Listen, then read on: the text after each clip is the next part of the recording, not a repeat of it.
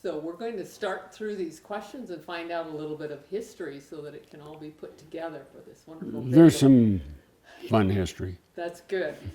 First off, how and when were you recruited? To do that, I have to go back a little while. And I have to include a name of Harley Rice, who was the second in command of the General Conference Medical Department, the headquarters of our church. And Dr. Flays was the main man, but this man, Harley Rice, was the man that dealt with hospitals and administration. He made a trip to Africa, where I was the medical secretary of the Trans-Africa Division, which included most of Africa from the equator to the Cape. And he and I got along fine. And at the end of the trip, he said that he wanted me on my next furlough, which was coming up shortly, to do some advanced studies in administration. And I did it at UCLA. Well, not too long after that, we decided we had to come home to get our children educated. They were getting, a couple of them were in college and all that, so we decided we'd come home after dedicating 15 years to Africa. And we were making some plans for that already, but about a year before I came home, I was invited to be a delegate to a meeting that the church had in the fall in Canada. And so I flew from Africa to Canada and enjoyed the meeting. And while there, Harley Rice asked me to take a trip down to Kettering with him at the end of the meeting. And so I went down there and was shown around and saw Mr. Nelson, George Nelson, great man. And shortly after that, I received a request to go to Kettering as president when I came home the next year. And after considerable thinking, but not too long, I said yes. Admittedly, I was a little bit frightened. And so that's how I arrived in Kettering in January of 1969. It was an interesting arrangement. Now, you mentioned that when you first arrived, it was somewhat daunting. Were there major challenges that you faced right to start with? The major challenge I faced to begin with was myself. Getting myself reoriented from Central Africa to a very nice suburb and a beautiful hospital near Dayton, Ohio. That was my biggest challenge. Locally, Mr. Nelson had everything running smoothly, and so that the day-to-day problems initially were not so great. Things came up later, obviously, but for that it was all right. So what was your first impression of the founders, Eugene and Virginia Kettering, and also George Nelson? Well, of course, George Nelson ended up being my next-door neighbor, and he'd had illness in the family with his wife, and that's why he left as soon as he did, because he was only in his mid-60s. So it was good to have him close by. And he introduced me to the Ketterings, Eugene and Virginia Kettering. And I had already reminded myself and studied up on their history with General Motors. And I remembered to buy an Oldsmobile, not a Ford, when I came there. It was interesting at the time, but they were very impressive people. He was much quieter. She was the go-getter in that family, and he died just not too long, a couple of years after. And she was very interested always in the hospital and would invite me up, or I would call and see if I could get an appointment and ask her some questions. And she lived in that huge house, mansion we called it, on the hill just behind the hospital. And the butler would meet me at the door when I'd go there, and we'd go into the entryway and turn left and walk through the big living room out to what they called the sun porch. It was a smaller room with nice chairs and big windows looking out on the trees to the south and west of Kettering. So that's my introduction really to the Ketterings, and had many visits there. When she'd have something that was worrying her, or I had some question I needed to ask her where she could help in the community, and she was always very ready to help. But she insisted that Kettering be the leader, not the follower of anybody else. Very interesting, and a challenge, as you can be sure. Well, I know that you were very instrumental in expanding the medical staff and other staff. What do you remember about recruiting some highly qualified physicians there to Kettering? Well, to begin, I'd have to do just a little personal thing. One of the conditions I placed with administration when I accepted the call to Kettering was that I would become a part of the medical staff and I would do something medically. And in looking around at what I could do medically that wouldn't complicate patient care if I was away at a meeting or had some other appointment. And so I picked the emergency department, and I loved it. And I worked there a Friday and a weekend once in a while for the whole time I was at Kettering.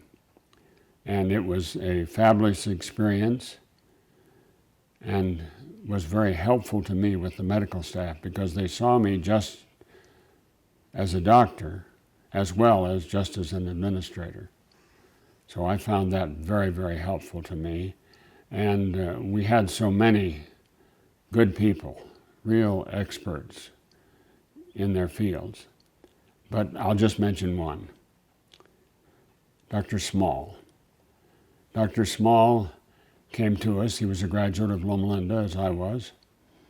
And he came to us and finished on into his specialty and became a leader in the medical staff, became a faculty member at Wright State University School of Medicine. And we had, with Wright State by that time, developed a relationship. We started having interns and residents, and they came from Wright State and from Loma Linda and other places. But that's just one example of whom we were able to get to come and work with us. You know, it wasn't too long before things were expanding, and Sycamore Hospital, I understand, was conceived of while you were there. How did you get the community and also the state of Ohio to support the idea that Kettering Medical Center wanted to build a hospital in the southern market?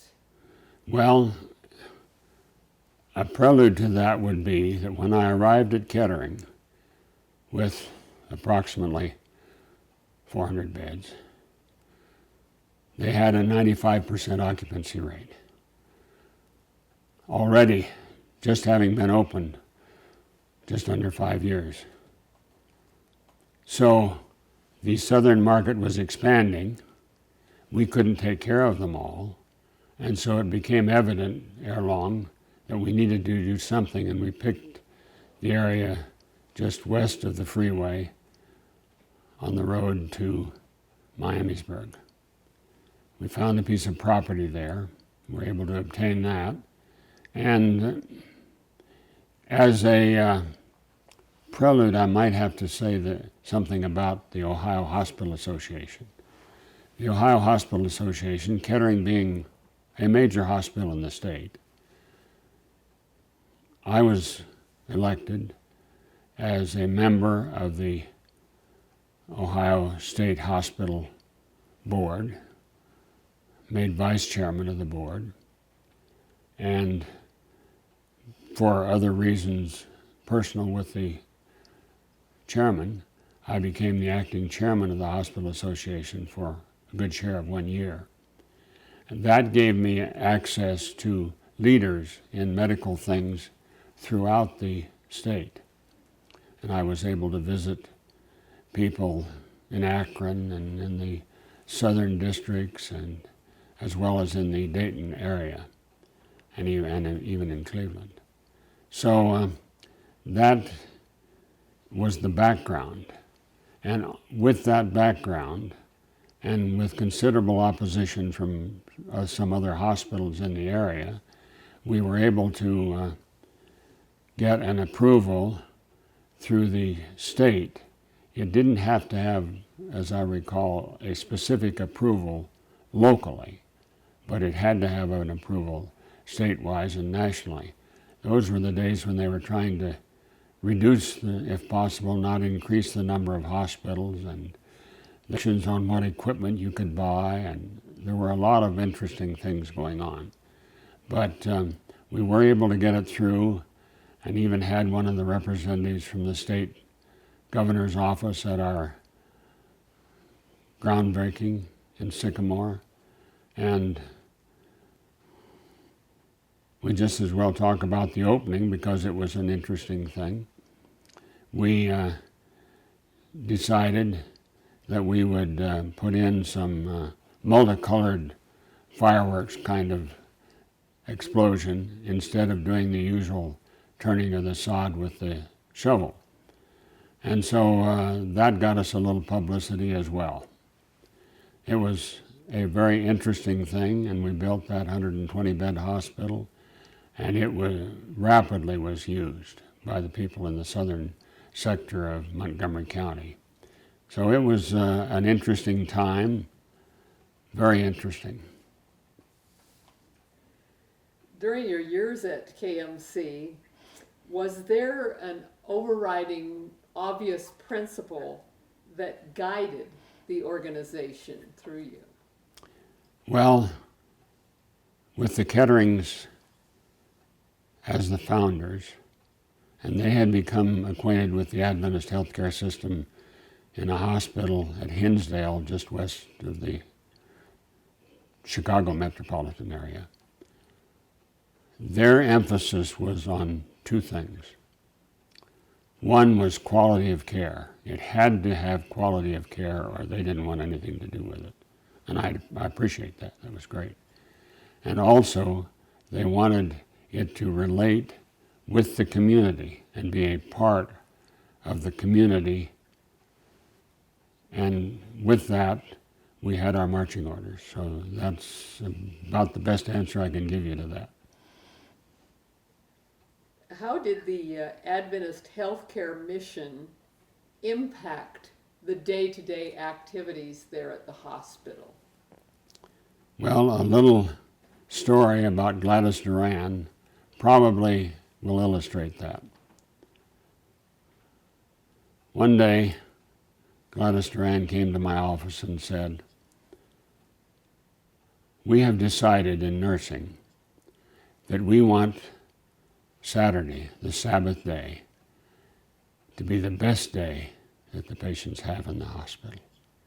We want them to get the most professional and kindest personal care of anything they have ever had." And that's the objective that we had. And I said, "God bless you," and she did it. Along with that is a little interesting sidelight. There had been a rule there that only the employees could eat in the cafeteria on Saturday. And I got to thinking about that, and it just didn't seem right to me. And so I talked to some of my fellow workers, and we decided that we would welcome the families of any of our staff that were on duty to come and eat with them in the cafeteria at lunchtime. on Saturday as well as any other day in the week.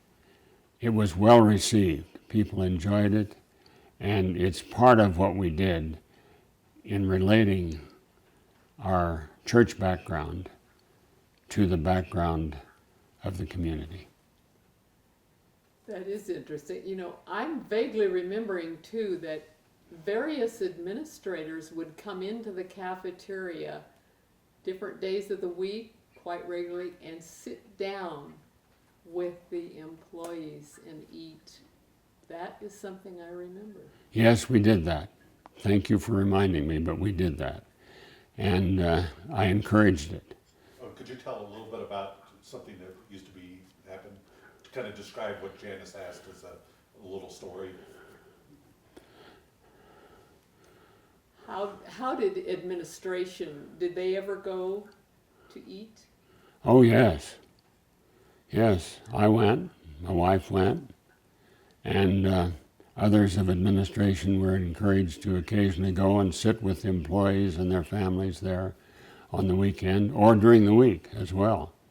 And we tried to get it to be a community of effort in taking care of the patients and their families. And I might just interlude a little bit about our public relations and patient advocate system. We'd had Milton Murray as our person that helped in our public relations when I arrived. Tremendous man with many years in South America and all kinds of experiences. And I remember the first week I was there, he asked to come see me, and he came in and brought me a book and handed it to me and said, "Please read this book." Kind of an interesting thing for him to do to the new president. But I read it, and it was a fabulous book on relating to the community and on community relations. I learned many, many lessons from it. And he stayed with us for a while, then left, and Oliver Jacques came, and his wife Fredonia was our patient rep. She would meet with any patients that were having questions or were worried about anything. She would help them find answers. That was part of our patient outreach as well. So that all goes together with this. One of the things that I liked about the emergency department was that it's the window to the hospital. It's where many people come in and get their first view of it. And I worked with two very fine physicians who were the directors of the emergency department, and I just found that it was a very good place to be. A little bit exciting. I remember one night 2 ambulances came in, each with a patient that had been injured in a street fight. They were members of opposing gangs in the south part of Dayton, and they were brought in, and I quickly suggested to the nurse assigning beds that they assign them to beds in opposite ends of the emergency department, and we got along fine with it. But it was fun. Sounds like a great decision. Yeah, you were very closely associated with the college. Was there any recruiting or any particular people there you'd like to comment on? Yes, talking about the college, when I arrived, Dr. Sanborn was the dean, and Eugene Cowling the registrar. He maintained that position as registrar during my entire time. But Dr. Sanborn, the dean of KCMA, was unfortunately taken from us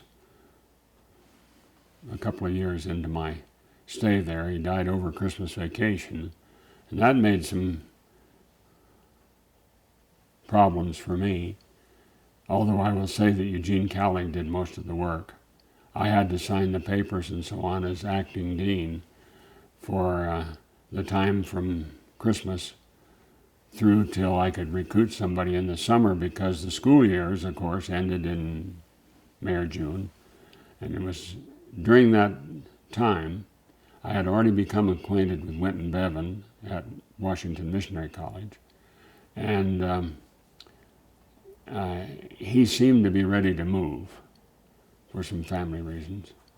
And I recruited him, and he was the dean of the college for the rest of my stay there, and a tremendous benefit to me as an administrator, as well as his handling of the affairs of the college. There are other people that I must not forget to mention.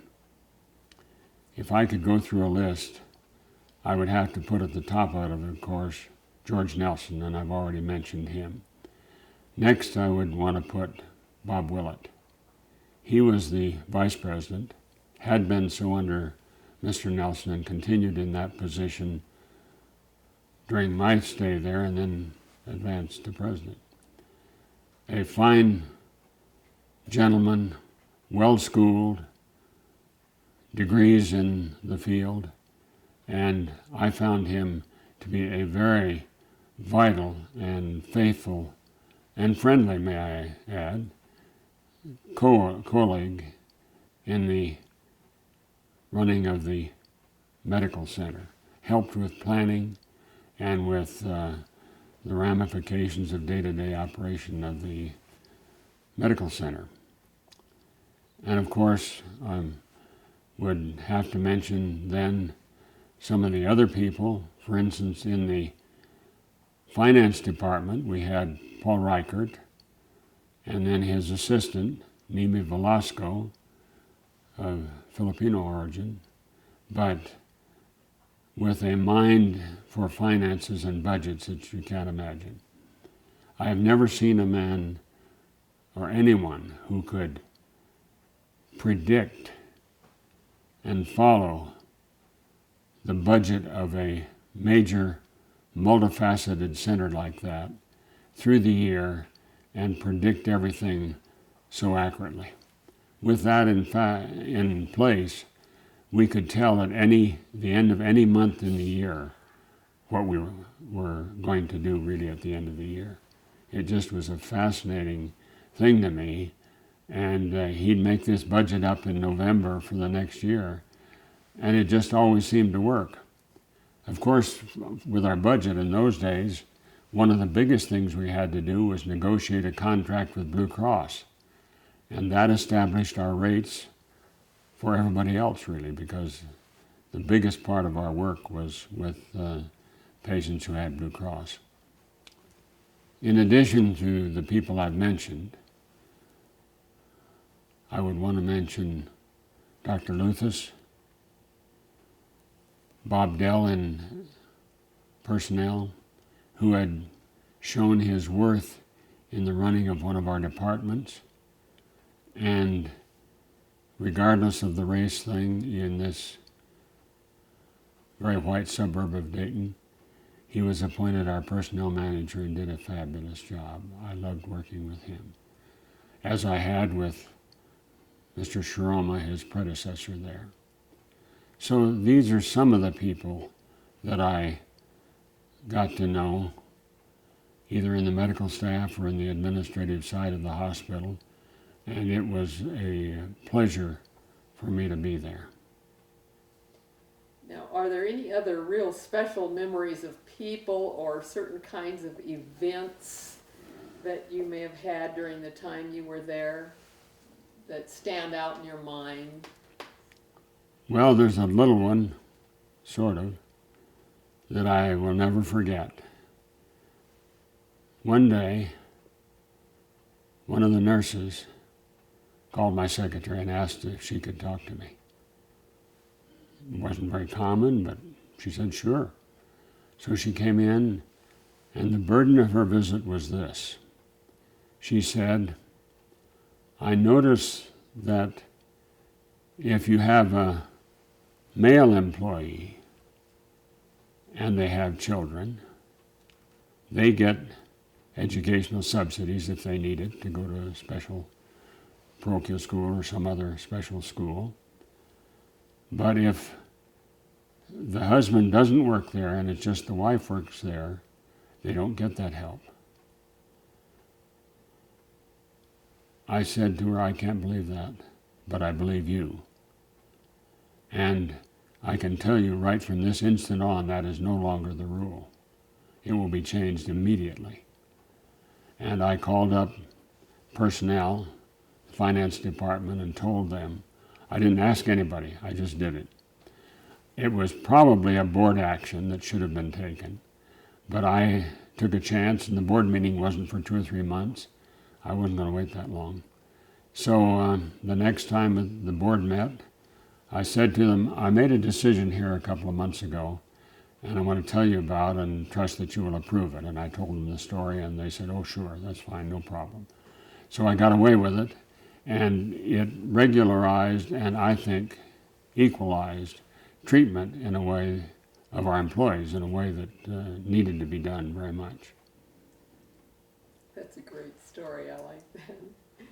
So that was probably one of your most satisfying experiences too. That was one of them. Can you think of any other little story like that that might pop to mind? Oh, I remember the tornadoes that struck in Kettering. There was a small one there. That didn't cause much trouble, but there was a big one just east of Kettering and Dayton, and in the little town of Xenia. It went through and missed the hospital in Xenia by a block or two, and leveled a whole tract of fairly new homes in the southwest part of Xenia. It was an interesting time. It happened late in the afternoon, and we called in extra people. We got the wives of some of the administrators to come in and assist people with such things as transportation home and so on. Many of them didn't have cars. They'd come by ambulance, and we'd have to ferry them home. So that was one of the rather astounding and difficult periods. It only lasted a few hours, but I remember that we saw 62 patients from that storm during the course of the 8 hours after the storm. And many of them were ferried home by the wives of the chaplains and the administrators and so on like that. So it was something that was scary, fascinating, but in the long run rewarding.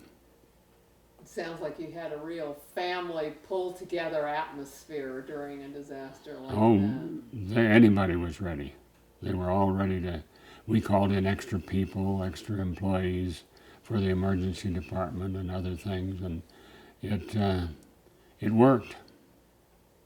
You know, I think I remember snowmobiles going out to outlying places to bring in nurses to work during big snowstorms when we couldn't drive to work. 77 and 78. Yes. 77 and 78 was quite a year. I actually missed some of that because I had gone to a meeting in Orlando, Florida for some of the Adventist Church's medical representatives. And the storm happened while I was in Florida. So the snowmobiles and such happened with my associates, not with me. I couldn't get a flight back to Dayton. The airport was closed. Atlanta airport was closed.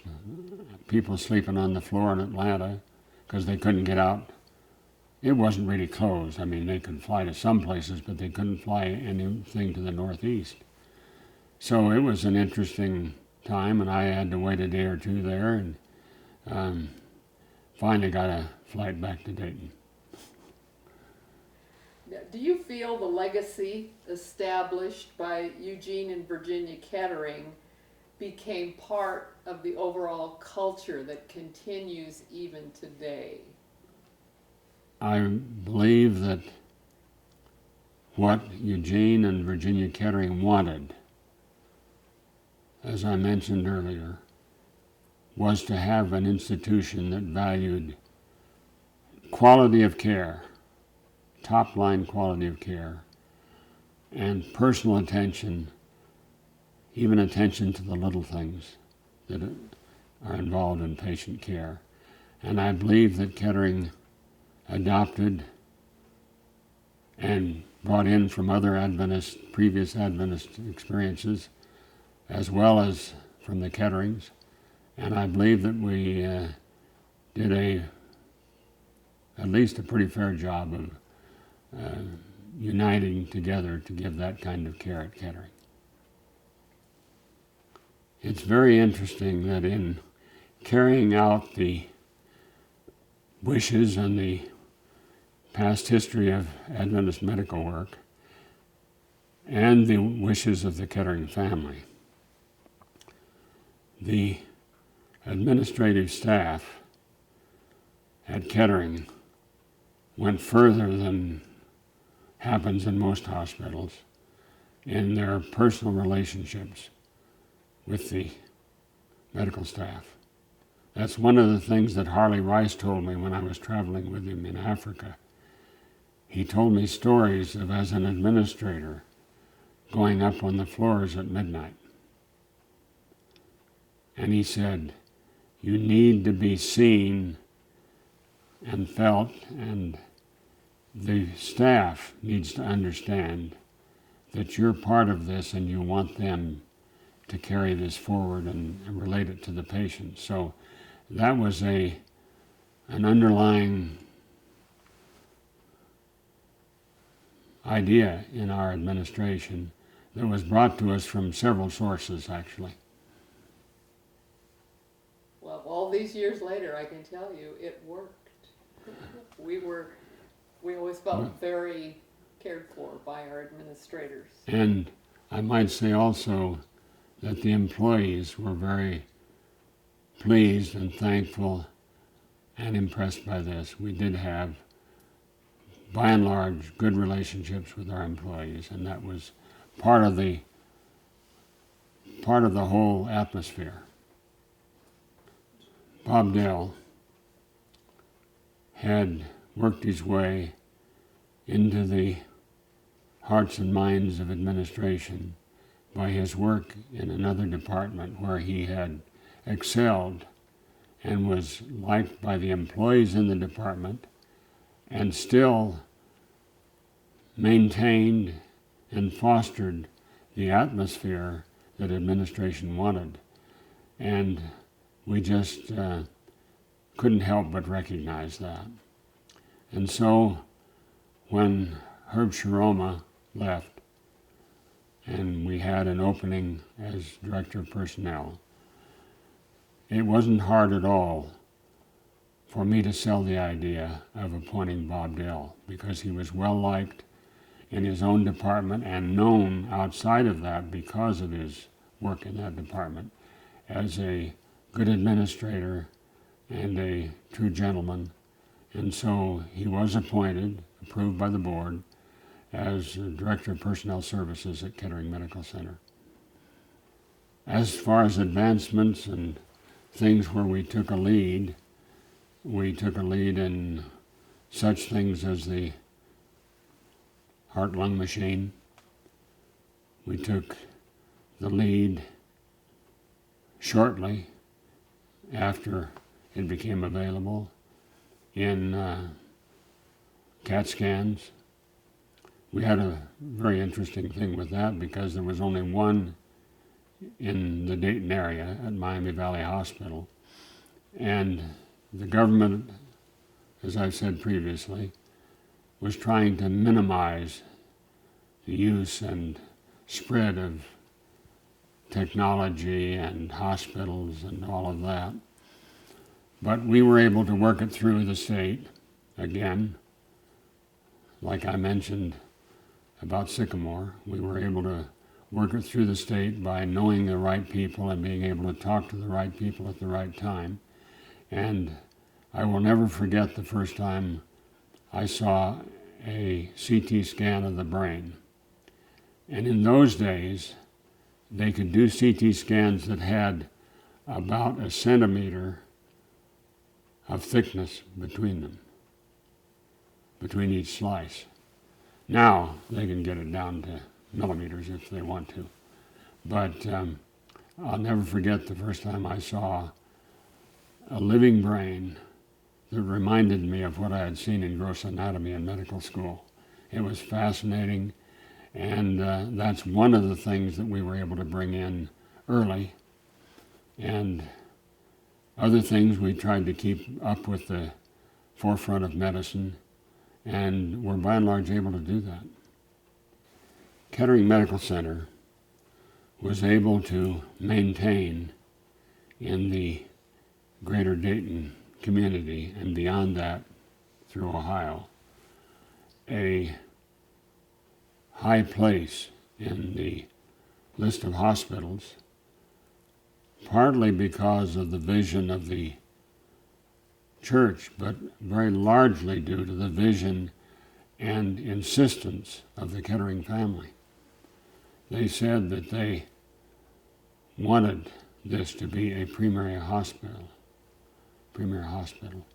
And as you know, Memorial Sloan Kettering in New York is still famous and was so at that time, and they wanted this Kettering Medical Center to follow in that same class of the top range of hospitals in the area. And I think by and large we were able to do that and to bring along with us in many ways other medical care in the Dayton community. Of course, throughout my stay, Mrs. Kettering, because Eugene had died 2 or 3 years into my stay there, was a overriding, not overbearing at all. Just she was a resource and an observer and would help me with so many things. I've mentioned my visits to the Kettering mansion to talk with her, but there were other things. She wanted Kettering Medical Center to not only be first-rate medically, but she wanted its appearance, the ambiance of the institution to be the very top. That included the lobby. And in the lobby, when you came in the front doors, there were beautiful chairs and tables, a beautiful carpet, the pillars, and then you could go off into the other corridors where various things were going on. I had an interesting experience one morning in that lobby. I had come in a little early, about 7:30. The night nurses were just leaving, and so there were a lot of them going out, and I was coming in. And I came into the lobby and then turned to the left to go over to the door down to the administrative offices where my office was. And as I was getting over there, I heard from behind me one nurse ask another, "Who in the world's that guy?" And I went through the door and closed it before I laughed because I thought it was so funny. It's obvious I hadn't made friends with everybody in the hospital, much as we tried. But that's a little experience that was fascinating, and I wouldn't have missed it for the world. Another incident with Mrs. Kettering involved actually the Kettering family.